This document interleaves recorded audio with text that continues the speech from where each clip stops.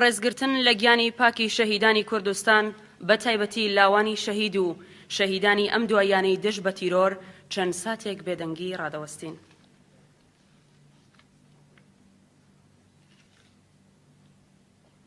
دڵێم لاوی دیموکراتم سرم قوربانی ڕێبازی،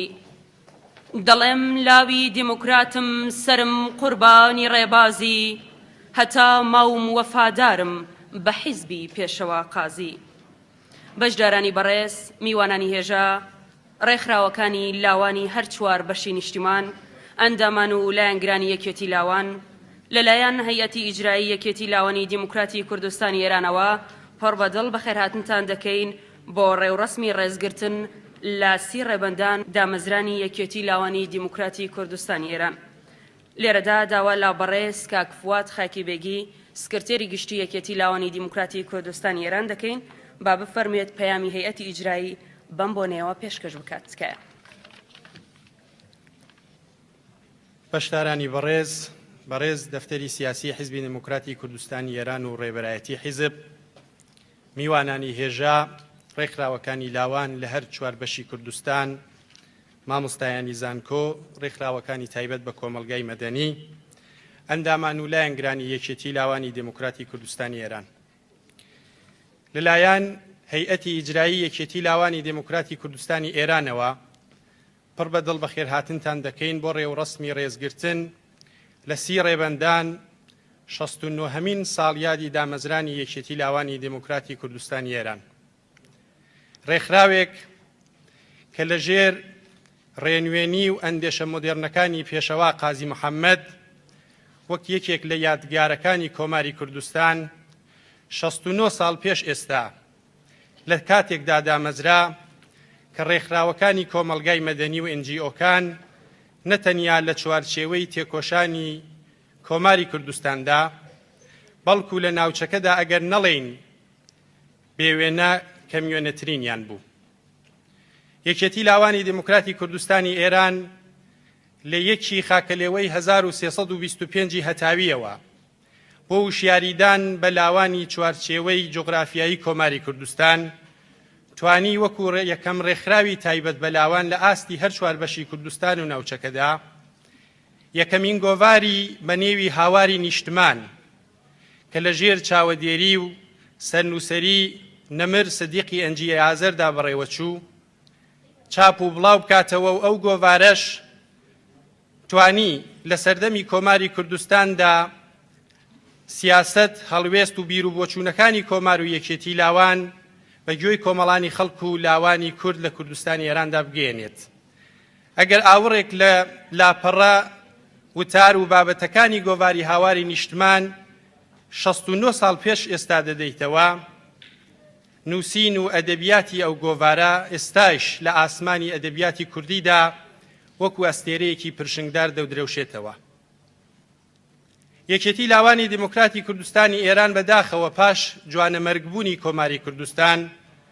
و شەهیدبوونی ڕێبەران و ڕێنوێنانی ئەو ڕێکخراوەیە پێشەوا قازی محەممەد و هاوڕێیانی تێکۆشانی یەکێتی لاوانی دیموکراتی کوردستانی ئێرانیش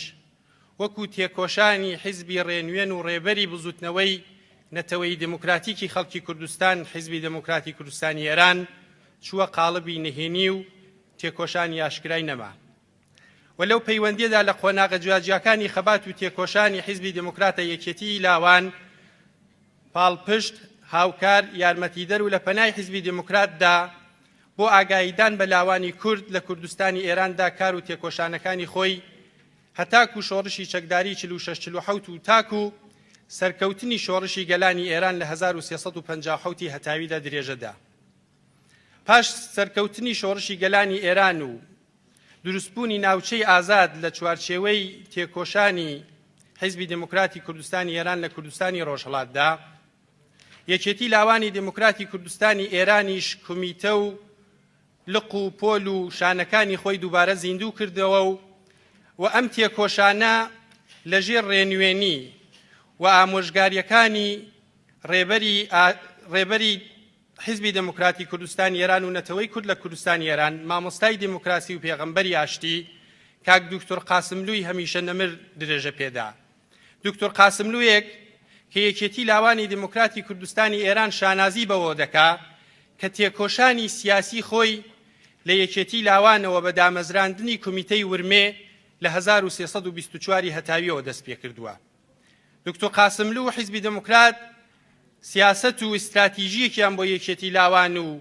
بزاڤینەتەوەی دموکراتی خەڵکی کورد لە کوردستانی ئێران لە چوارچێوەی تێکۆشانیدا لە 1979 میلادی و 1357 هەتاوی داڕشت کە هەنووکەش ڕێبوارانی ئەو ڕێگا پیرۆزە بە شانازیەوە هەنگاوەکانیان بە بڕشتەوە هەڵدەگرن. یەکێکی دیکە لەو کەسایەتیە پایە بەرزانەی کە دەوری ئەساسی هەبوو لە بنیادنانەوەی یەکێتی لاوان پاش شۆڕشی گەلانی ئێران و سەرکەوتنی ئەو شۆڕشە کاک دکتۆر سەعیدی شەرەفکەندی بوو کە لە دەی 60 هەتاویدا توانی بە سەرپەرستیکردنی سەرجەم کۆنفرانسەکانی یەکێتی لاوان گروتینێکی زیاتر بە یەکێتی لاوان و کار و چالاکیەکانی ئەو ڕێکخراوە لە کوردستانی ڕۆژهەڵات ببەخشیە. قۆناغە جیاجیەکانی خەبات و تێکۆشانی یەکێتی لاوان هەوراوزنیشی زۆری بڕیوە، بەڵام بە شێوەیەکی سیستماتیک و بە شێوەیەکی ئۆرگانیزاسیۆنێکی مۆدێرن و ئەوڕۆیانە یەکێتی لاوان توانیوێتی لە ساڵی 1379 هەتاویەوە بە بەستنی یەکەمین کۆنگرەی خۆی هەردوو ساڵجارێک بۆ ڕێزگرتن لە بنەما و پرنسیبە دیموکراتیکەکان کۆنگرەکانی خۆی ببەستێت و تا ئێستایش توانیوێتی 7 کۆنگرە لە پاش ساڵی 1379 هەتاویەوە ببەستێت و ئێستایش لە بەرەبەرەی پێکێنانی هەشتەمین کۆنگرەی تایبەت بەکاری ڕێکخراوەی خۆیەتی و لە داهاتوویەکی نزیکدا هەشتەمین کۆنگرەی یەکێتی لاوانی دموکراتی کوردستانی ئێرانیش دەبەستێت. یەکێتی لاوانی دموکراتی کوردستانی ئێران ئەگەر بمانەوێ ئەرکەکانی ئێستای وەکو ئۆرگانیزاسیۆنێک دەستنیشان بکەین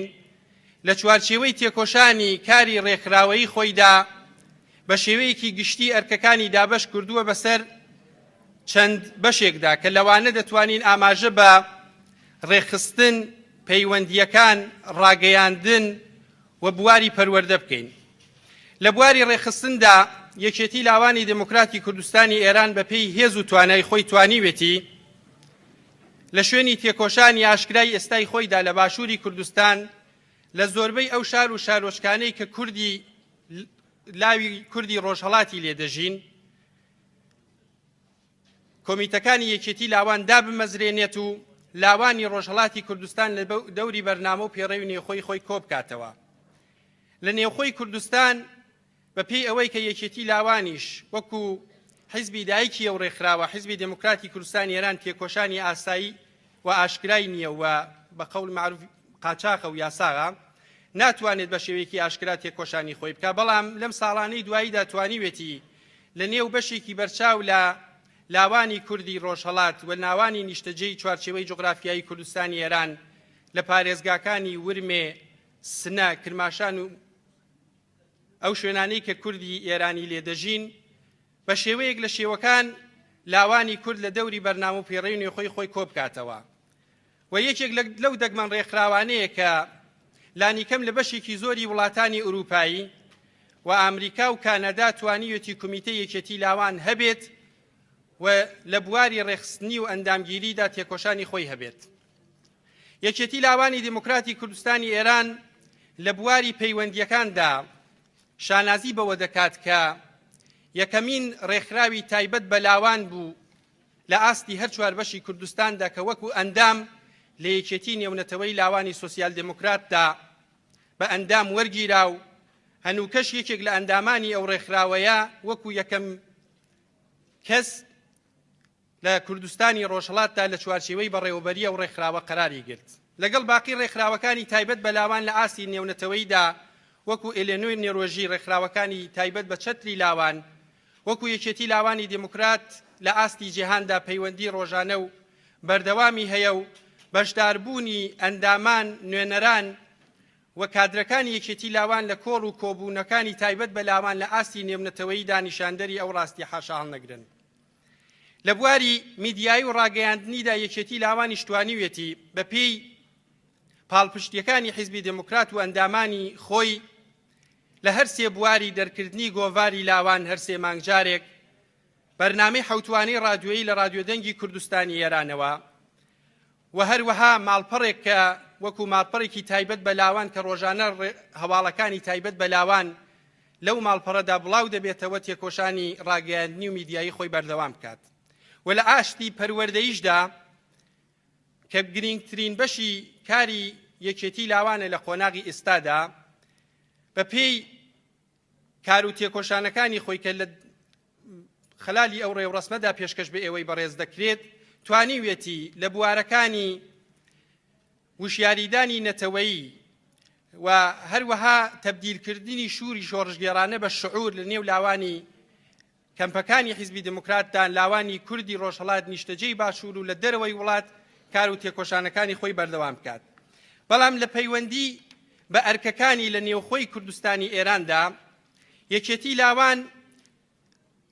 بە ئەرکی خۆی دەزانێت و لە چوارچێوەی تێکۆشانی ڕێکخراوەی خۆیشدا ڕۆژانە کاری جددی لەسەر دەکات لە واقعە ڕۆشنگەریکردن لە نێو لاوانی ڕۆژهەڵاتی کوردستان و هەروەها ئاگاییدان بە لاوانی کورد بە تایبەتی بە نسبەت بەرپرسدانەوەی ئەو سیاسەتانەی ڕژیمی کۆماری ئیسلامی ئێران بۆ بڵاوکردنەوەی ئاگاهانەی ماددە هۆشبەرەکان بڵاوکردنەوەی دیاردەکانی دزێوی کۆمەڵایەتی وەکو ئیدز و هەتا دوایی لە بوارەکانی ڕاگەیاندنیدا پەیوەندیدا بتوانێت لەو بوارەندا کاری خۆی بکات. یەکێک لەو کێشە و گرفتانەی کە ئەوڕۆ بەڕێوڕووی لاوانی کورد لە کوردستانی ئێران بۆتەوە و لاوانی ئێران بۆتەوە بە تایبەتی مەسئلەی فندامنتالیزمی ئیسلامی و ئیسلامی سیاسیە کە کۆماری ئیسلامی ئێران بە شێوەیەکی ئاگاهانە و بە شێوەیەکی بەرنامە بەدیاڕێژرا و سیاسەتێکی نەرمەفزاری توانیوێتی سیاسەتەکانی ئەو گروپە تۆندڕەوە تروریستانە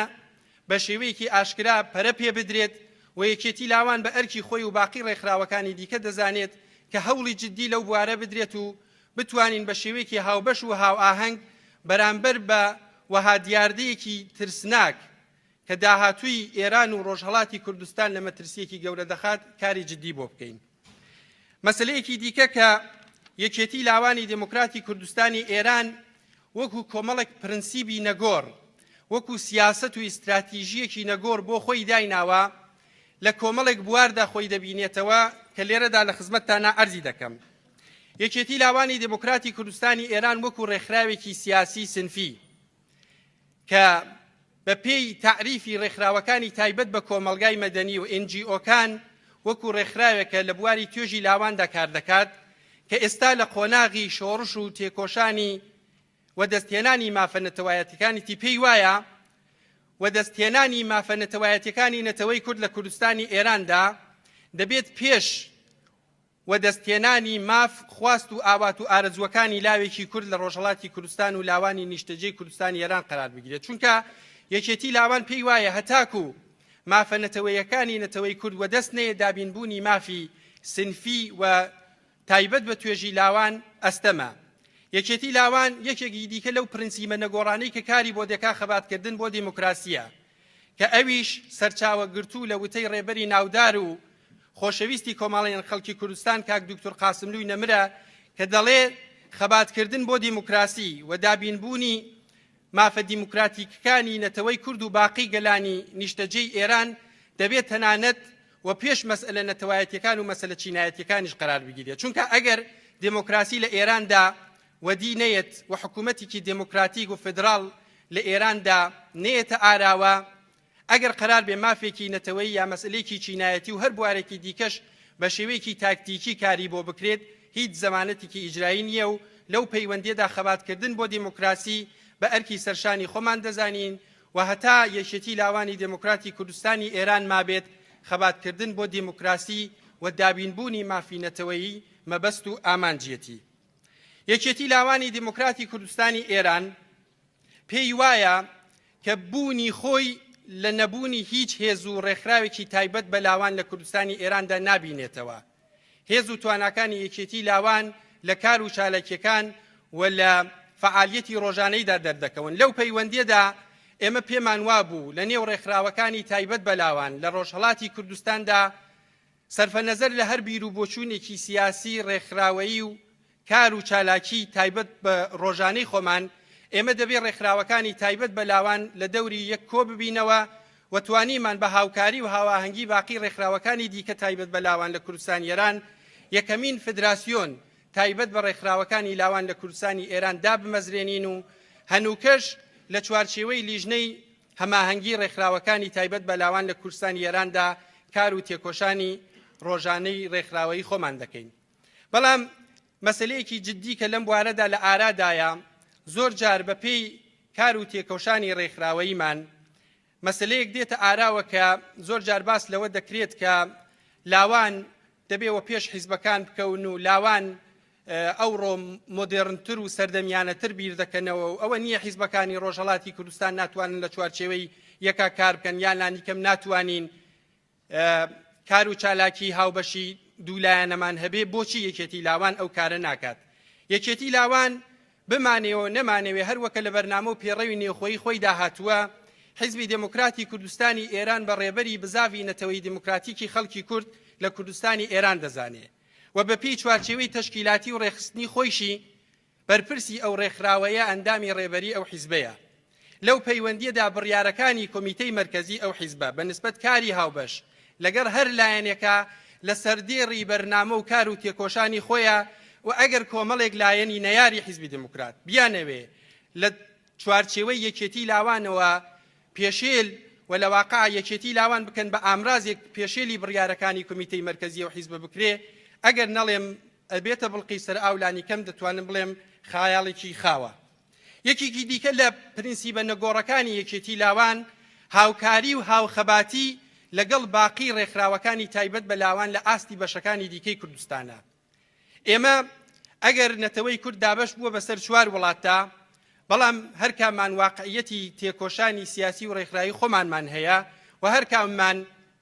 دەمانەوێت لە چوارچێوەی ئەو جوغرافیایی ئەو وڵاتەی خەبات دەکەین تێکۆشانی خۆمان بەڕێوە ببین بەڵام پێمان وایە وەکو نەتەوەی کورد وەکو گەورەترین نەتەوەی بێدەوڵەت لە ڕۆژهەڵاتی نێوەڕاستدا چارەنووسی نەتەوەی کورد و لاوی کورد هاوبەشە و لەو پەیوەندیەدا توانیومان لە لەو ساڵانەی دواییدا بە هاوکاری باقی ڕێکخراوەکانی تایبەت بەلاوان لە هەموو بەشەکانی کوردستاندا چەندین کۆنفرانس و کاری هاوبەش لە ئاستی هەر چوارپارچەی کوردستاندا بکەین و لێک نزیکبوونەوەی ڕێکخراوەکانی لاوانی هەر چوارپارچەی کوردستان و ئامادەبوونی ئەو بەڕێزانە لە ڕێوڕسمەکانی تایبەت بە لاواندا نیشانەی ئەوەیە کە ئەم لاوانە هەرچەندە لە چوارچێوەی تێکۆشانی خۆیاندا هەر کامیان لە چوارچێوە مەحدودەیەکی جوغرافیاییە قەراریان گرتووە بەڵام وەکو نەتەوەی کورد دەیانەوێت بە کۆکردنەوەی خاڵە هاوبەشەکان نیشانی دریایی دەرەوە بدەن کە نەتەوەی کورد ئەگەر لە هەر بەشێکی کوردستانیشە قەراری بگرێ دموکراسی دابینبوونی ئاشتی و ئازادی و دادپەروەری کۆمەڵایەتی لە سەردێڕی کارەکانیەتی و نمونەی جوان و ئەوڕۆیی پێکەوە ژیان لە حکوومەتی هەرێمی کوردستان و شەڕی جیهانی دژ بە ترۆر کە پێشمەرگەی هەرێمی کوردستان لە باتی هەموو دنیا بۆ هەمووی دنیا دەکات دژی داعش نیشاندەری ئەو ڕاستیە کە نەتەوەی کورد ئەگەر مەجالی هەبێت و تێکۆشانی سیاسی و ڕۆژانەی خۆی هەبێت لە چوارچێوەی وەدەستێنانی مافەکانیدا نمونەیەکی جوان و ئەوڕۆیانە نیشانەدا. بەڵام بە واقعیەت بەوەی کە ئێمە هەر کاممان تێکۆشانی ڕێکخراوەی تایبەت بە خۆمانمان هەیە پێمان وابووە هەر بەشێک لە کوردستان ڕێکخراوەکانی تایبەت بە لاوان دەبێت ڕێز لە بڕیار و بیر و بۆچوونەکانی هەر بەشێکی دیکەی کوردستاندا بکەن. هیچ ڕێکخراوێکی تایبەت بە لاوانیان کۆمەلگای مەدەنی ناکرێت بە شێوەی ئاگاهانە و نائاگاهانەیش دەستوەردان لە کاروباری ڕێکخراوەکانی دیکە لە هەر بەشێکی دیکەی کوردستاندا بکات. هەر کامێک لەو ڕێکخراوانە بە کۆکردنەوەی خاڵە هاوبەشەکان و کەمکردنەوەی خاڵە جیاوازیەکان دەتوانن لە ئاستی کاری تێکۆشانی هەر چوار بەشی نیشتماندا پێکەوە هاواهەنگ بن. بەڵام پێم خۆشە لەو پەیوەندیەدا شتێک لە خزمەت ئێوەدا عەرز بکەم بە تایبەتی کە ئێمە وەکو یەکێتی لاوان لە کۆمەڵێکی زۆر لە کۆنفرانس و کۆبوونەکانی هەر چوار بەشی کوردستاندا بەشداریمان کردووە و بە تایبەتی لە باشووری کوردستاندا دەبیستین کە بە تایبەتی لە ئاستی لاواندا باس لەوە دەکرێت کە ئێوە وەکو ڕێکخراوەکانی تایبەت بە لاوان لە باشووری کوردستاندا خەریکی چین ئەوە نییە لە کۆمەری ئیسلامیدا ڕۆژانە هەموو ئەو شتانەتان بۆ دابین کراوە لە دابینکردنی ئاو، لە دابینکردنی غاز، لە دابینکردنی کارەبا، لە دابینکردنی زۆر شتی دیکە. خۆ ئێوە کێشێکی ئەساسیتان نییە بۆ ئەوە نییە ئێمە حکوومەتی هەرێمی کوردستانیشمان هەیە و ئەو هەموو گرفت و مشکلاتەمان هەیە. لەو پەیوەندیەدا ئەگەر ئەو هاوڕێیانە بە شێوەیەکی نائاگاهانە ئەو مەسلەیە باز دەکەن، ئێمە پێمان وایە ڕێکخراوەکانی تایبەت بەلاوان لە کوردستانی ئێراندا کێشەی ئەوان نەبوونی گاز و ئاو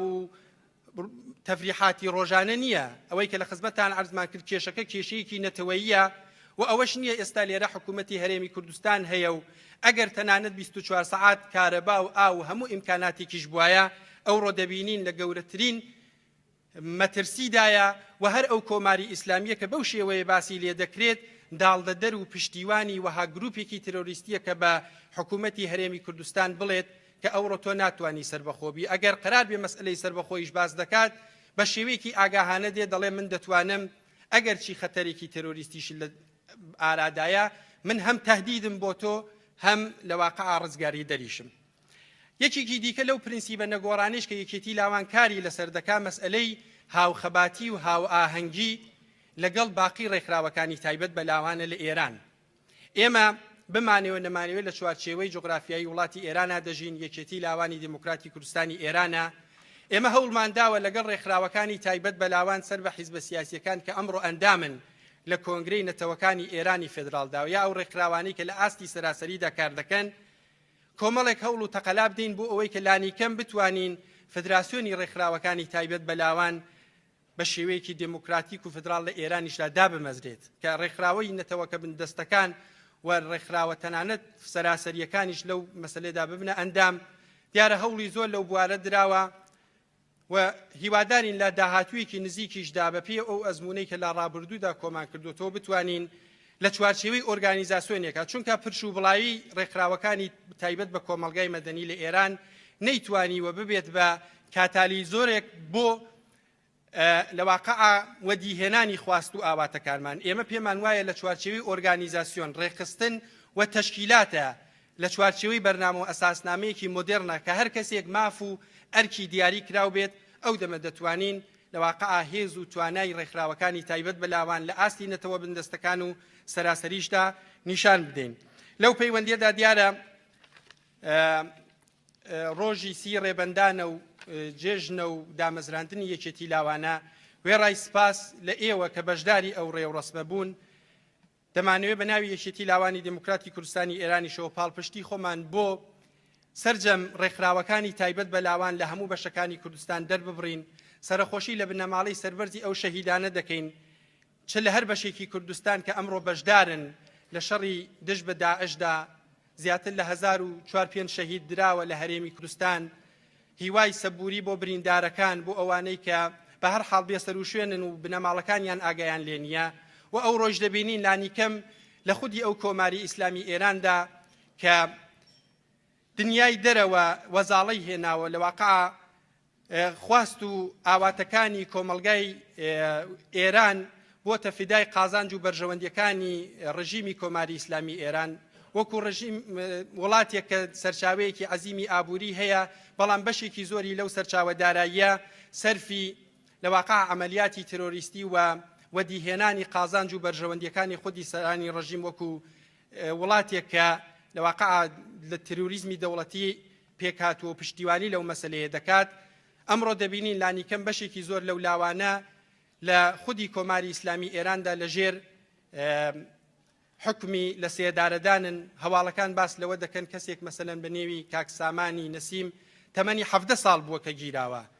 سەرفە نەزەر لەوەی کە سەر بە هەر بیر و باوەڕێکی سیاسیە بە پێی مادە نێونەتەوەیەکان گرتنی ئەشکەنجەدان و لە واقع بازجوویکردن لە کەسانی خوار 18 ساڵ لە هەموو یاسایە قەدەغە کراوە، بەڵام کۆماری ئیسلامی ئێران بۆ وەدیهێنانی ماف و خواست و ئامانجەکانی لە هەر ئامرازێک و شتێک کەڵ گوەردەگرێ بۆی کە هەدەفەکانی بباتە پێشەوە. دیسانەوە سەربەرز و سەرکەوتوو بن، بەشداریکردنتان نیشانەی ڕێزلێنانە لە خەبات و تێکۆشانی لاوانی کورد لە کوردستانی ئێران و سەربەرزی و سەرکەوتنتان لە هەموو بوارەکانی ژیاندا ئاواتمانە. زۆر سپاس. من سەرداری ڕەچەشکێنی ڕێبەندانم ناسیوە. من سەرداری ڕچەشکێنی ڕێبەندانم ناسیوە، نیشتمانی توش بوو بەبای شەختە و زریانم بینیوە. گەرچی لێم بۆتە زیندان مڵک و جێگەم، هەزار هەڵدێری ئەستەم هاتە ڕێگەم. هەزاران جار هەستامەوە و هەم کەوتم، بەڵام هەرگیز کۆڵم نەدا نەسرەوتم. بەڵام هەرگیز کۆڵم نەدا و نەسرەوتم. ئەمە دەبوانی بەڕێز بەشداربوانی خۆشەویست. سرودی لاوی کوردم لە نووسینی کاک سەلام ئیسماعیلپور و ئاواز و موزیکی لەلایەن کاک فەرهاد ئەمینی بۆ دانراوە. لەم بەشە لە ڕێوڕسمەکەماندا گوێبیستی دەبین، داوا لە کۆرسی کۆڕی هونەری دەکەین تکایە با بفەرمون و پێشکەشمان بکەن.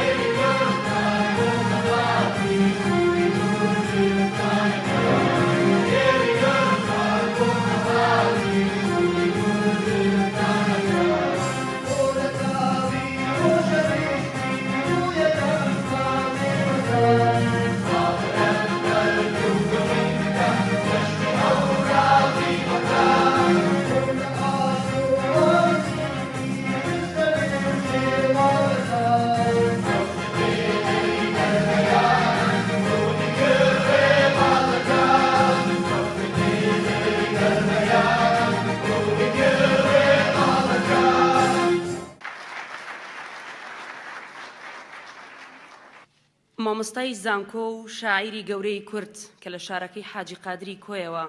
بەڕێز دکتۆر ئەکرەم خامۆش بە پارچە هۆندراوەیەک کە ئامادەی کردو بەم بۆنەوە ڕێوڕەسمەکەمان زیاتر دەڕازێنێتەوە. داوا لە بەڕێزیانەکەین تکایە با بفەرمێت. هەموو کاتێکتان باش، هەر ساغ و تەندروست ساز بن. وێڕای پیرۆزبایی ساڵیادی دامەزراندنی یەکێتی لاوانی دیموکراتی کوردستانی ئێران. سوپاس بۆ بانکێشتان. بێگومان ئێوە یەکێتی لاوانی دیموکراتی کوردستانی ئێران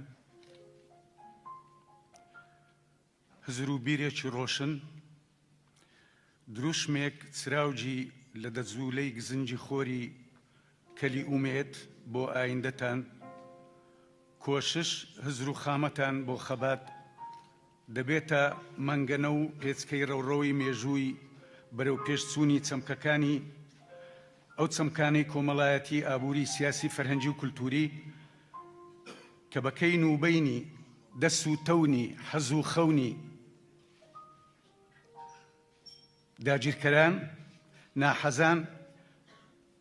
هەمیشە کۆت و کەلەپچە و زنجیر هەمیشە کۆت بۆ مەچەک زنجیر بۆ مل سندم بۆ پێ بۆ گەر و مس خامەتان هۆشیاریتان بە ئاگاوە سەروەر نەبێ پێی بڵێ وس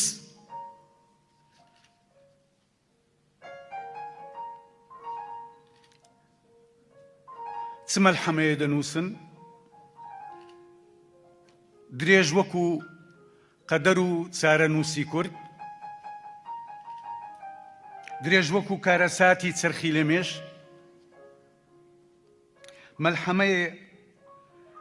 مەلحەمە بۆ چاوی سۆسە کە لە ئاستی شەرمەزار بێ تۆڕ و تەڵا کەمین بۆسە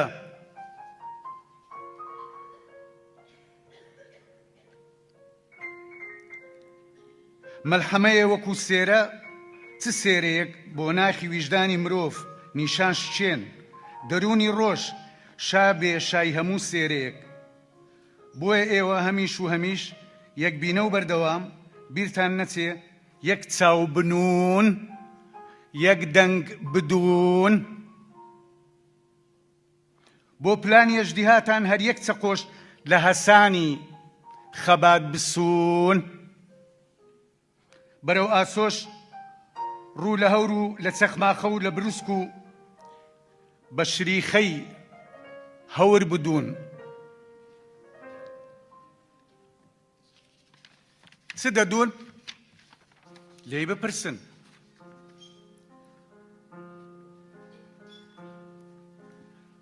بڵێنژانم هەنگاو دەنێ پەڵە هەورە خەمبارەکە پێم بڵێ تۆ دووکەڵی داخی دڵی چێی حەسرەت و ئاخی دڵی چێی هەراوی کە سەری ناخی دڵی چێی دەڕۆی بەرەو ژوور هەڵدەکشێی دە پێم بڵێ ئەم شەو بارد لە کام هەوار لەکوێ دەخەی یا میوانی کام خانە خوێی دە پێم بڵێ ئەم شەو سەر لە کام ڕێگە و بان کام چێڵگە و دەشت و دەردەدەی دە پێم بڵێ ئەم شەو دەنووک بە تاسەوە تێر لە سینەی تینووی کام زەوی وەردەدەی دە پێم بڵێ ئەم شەو بارد لە کام هەوار لەکوێ دەخەی یا میوانی کام خانە خوێی دە پێم بڵێ ئەم شەو باڵندەی هێلانەی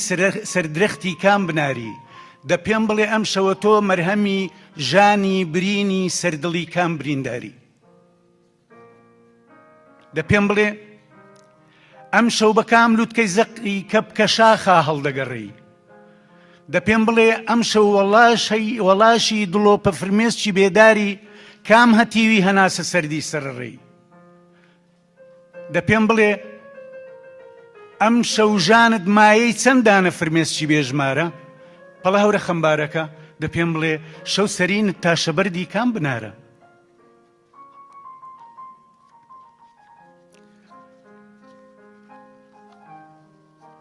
پێیان بڵێن پەڵە هەورە خەمبارەکە تو خواوەرە هانێژانی منیش دەگەڵ خۆتا بەرە بڕۆ باسی ئەم چەندڵۆپە فرمێسکە بەرەوە بۆ کەوی قەتپاڵ بۆ کۆترەچێی بۆ سوێسکە هەریەکەی کە بۆ هێلانە وێرانەکەی بە کوڵ دەگری و گەروی بەستەی کە هەڵدێنێ ڕەزی ژانم دەنێ و ناڵە و خرۆشی دەنجی بنوێنێ بیدەم بەگوێی دار و بەردیە و بنار و دەرو دەشتە بیدەم بەوەی وەکو من ڕۆژگاری ڕەش بوو لەو باشتە بیدەم بەگوێی خاڵە و ڕێبوار تێکەڵی کە دەگەڵ حەیران دەنێ و لاوک سەرگزوشتە بیدەم بەوەی هەچی هەبوو ئەوی ماوە ئەوەی گۆرانیم بۆی دەوت ئەوەی کە بوو بە کەلاوە بیدەم بەوەی لە غەریبی چەن و چەنم بۆی گرت بەرگە بەرگەیش پرزەیی بیدەم بەوەی دڵ مەمەرامی نەگەی هەر نەگەی بیدەم بۆی لە یادیەتی چەندم بە سۆز لاواندەوە بیدەمبەوەی لە هەندەران لە غەریبی برینێکی پرسفت و سۆی لە سینەمدا کولاندەوە.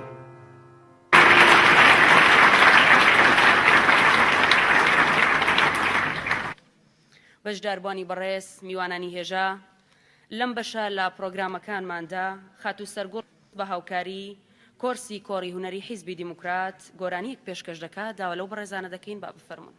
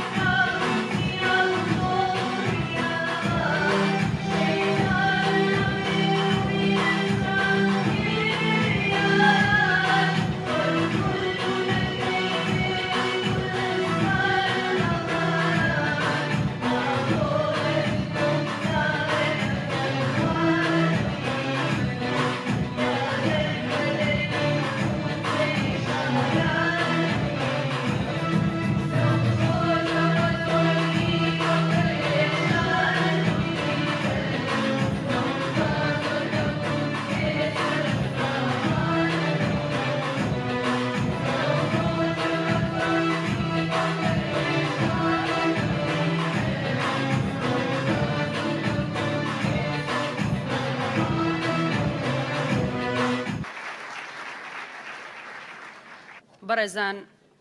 یەکێتی لاوان ساڵانە لە یادی سی ڕێبەندان واتە لە ساڕۆژی دامەزرانی یەکێتی لاوانی دیموکراتی کوردستانی ئێراندا لەو حیرەزلێنان پێشکەش دەکات بەو کەسانەی کە تەمەنیان زیاتر لە 30 ساڵە و بەپێی پەیڕەوی ناوخۆ ناتوانن ئەندامی لاوان بن یان لە مێژە ئەندامی یەکێتی لاوان و 30 ساڵەکەیان پڕ کردوتەوە واتە 30 ساڵی تەمەنیان. بۆیە لەم بەشەدا لەو حیرەزلێنان دەبەخشێت بەو کەسانی کە ناویان دەهێنین تکا با بفەرمونە ئێرە لەگەڵ چەپڵەکانی ئەوەی بەڕێز و خۆشەویست.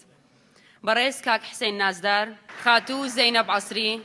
کاک عەبدوڕەزاق مرادی ئازەر، کاک ئیبراهیم حسینپور ناسراو بە حاجی چکۆل، خاتوو هێرۆ جەڵدیانی، کاک ئایەد ڕۆحانی، کاک ڕزگار نامداری، کاک کامیل وەهابی، کاک عەلی ڕەجەبی، کاک کەریم سایدی. ئێستاش داوا لا بەڕێز کاک دارا ناتق سکرتێری پێشووی یەکێتی لاوانی دیموکراتی کوردستان ئێران دەکەین بفەرموێت و لەو حەکانیان پێشکەش بکات.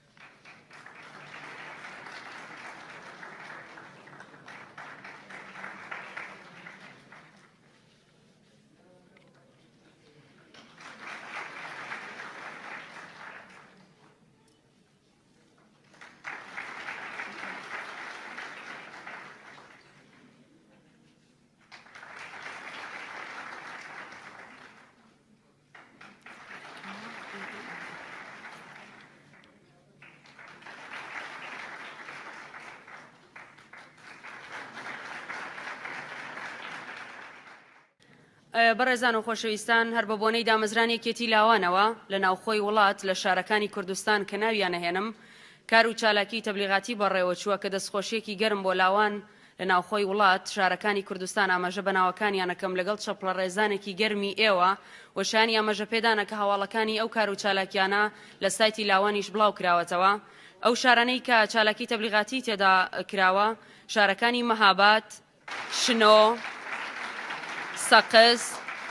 بۆکان، پیرانشار، مەریوان، سنا، بانا و هەروەها لە شاری سەردەشت ئەندامان و لایەنگران یەکێتی لاوانی دیموکراتی کوردستان کار و چالاکیان کردووە بە بۆنەی دامەزران یەکێتی لاوانەوە. بەڕێزان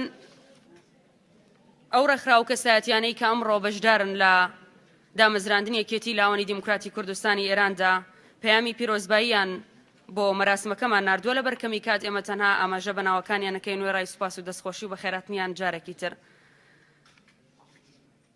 کۆمەڵێک لە ڕێکخراوەکانی لاوان و کۆمەڵگای مەدەنی لە هەر چوار پارچەی کوردستان پەیامیان بۆ ڕێوڕسمەکەمان ناردووە.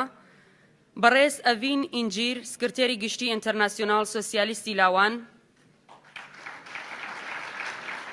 یەکێتی لاوانی دیموکراتی کوردستان مەکتەبی سکرتاریات، فیدراسیۆنی ڕێکخراوە مەدەنیەکانی کۆیا، ڕێکخراوی ئازادی لاوان، گروپی کاری لاوان و قوتابیانی پارتی ئازادی کوردستان، کۆمەڵەی لاوانی ڕۆژهەڵات، کۆمیتەی یەکێتی نیشتیمانی کوردستان لە سەنگەسەر،